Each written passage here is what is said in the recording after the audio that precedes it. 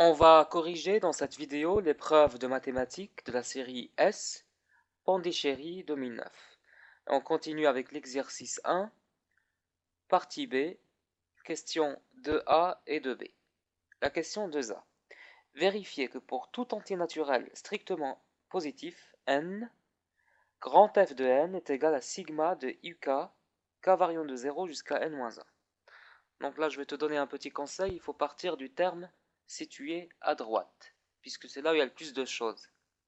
C'est une somme de plusieurs termes, donc c'est quelque chose qu'on peut facilement cuisiner. Donc on va partir du terme de droite, on a pour n appartenant à n étoile, donc soit n appartenant à n étoile,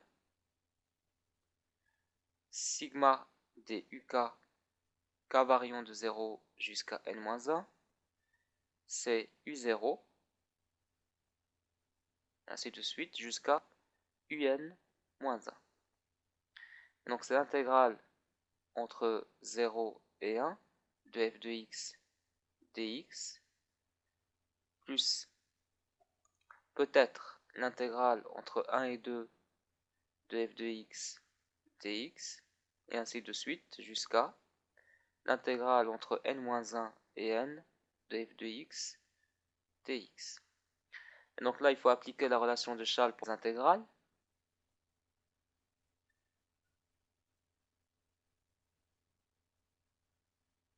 Tout ça est égal à l'intégrale entre 0 et n de f de x dx, ce qui est égal à grand F de n.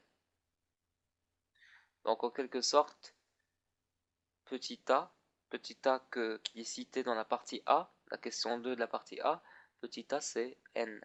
Dans cette question c'est n. On va faire maintenant la question B, 2b. Je ne vais pas reporter le tableau des valeurs de f de n, mais on remarque dans le tableau que lorsque n devient grand f de n se stabilise vers 0,5, c'est-à-dire 1,5. Donc lorsque n devient grand, f de n se stabilise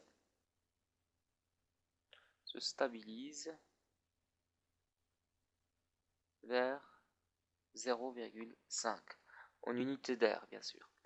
Et donc, ça veut dire que la limite, lorsque n tend vers plus l'infini de f de n, c'est 0,5. Ça veut dire que c'est 1,5. Est-ce qu'on aurait pu le prévoir? Oui. On aurait pu le prévoir parce que dans la partie A, dans la question 2 de la partie A, on a montré, donc on aurait pu le prévoir, car on a montré dans la partie A que la limite de f de A lorsque A tend vers plus l'infini, c'est 1,5. Et donc, a fortiori, la limite de f de n lorsque n tend vers plus l'infini, c'est aussi 1,5. Donc, ce qui termine l'exercice 1.